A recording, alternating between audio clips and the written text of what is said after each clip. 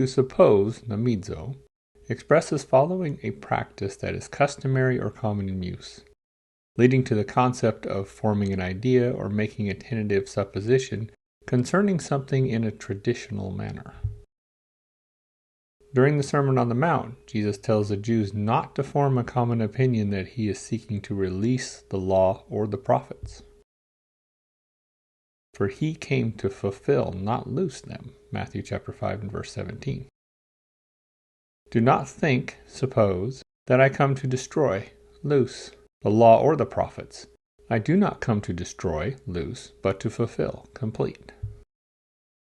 As Jesus sends out 12 disciples, he instructs them not to go to the Gentiles or the Samaritans. Instead, they are only to go to the household of Israel, preaching the kingdom of the heavens. They are to be wise as serpents, yet as harmless as doves, for many will deliver them to councils and scourge them in their synagogues. However, they are not to fear them, because those who verbally agree that Jesus is the Messiah, he will confess them before the Father in heaven.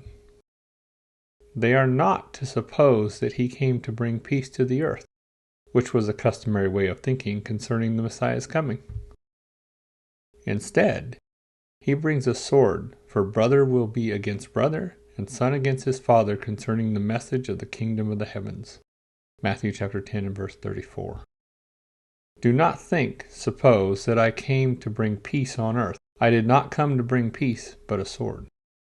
Speaking concerning the kingdom of the heavens, Jesus uses a parable in which he speaks of a landowner who hired laborers to work in his vineyard for the day. He did this 3 times throughout the day, gathering more laborers each time. At the end of the day, when the laborers came to receive payment for their work, those who started work in the morning supposed they should get more money than they agreed upon, because the 2 other groups were also being paid the same amount, but did not work as long. Matthew chapter 20 and verse 7. But when the first came, they supposed they would receive more, and likewise received each a denarius.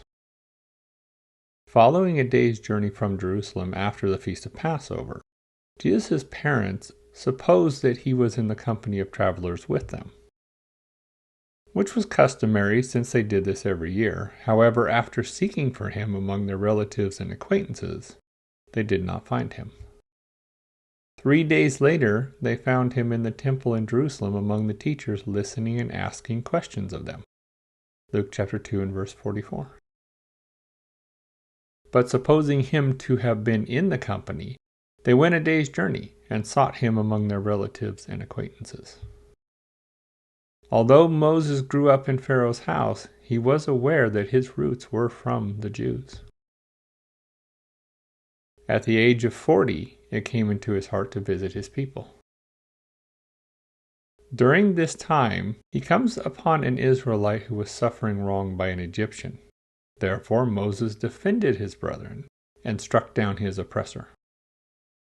Moses supposed concerning this matter that his brethren would understand God would deliver them by his hand. However, they did not put it together. Acts chapter 7 and verse 25.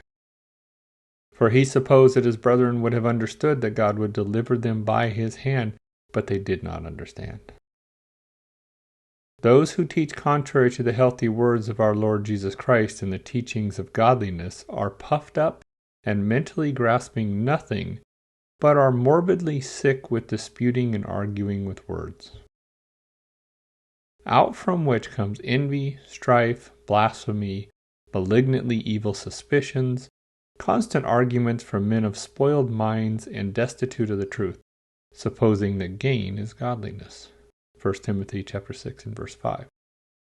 Useless minds of men of spoiled minds and destitute of the truth, who suppose that godliness is a means of gain. From such withdraw yourself.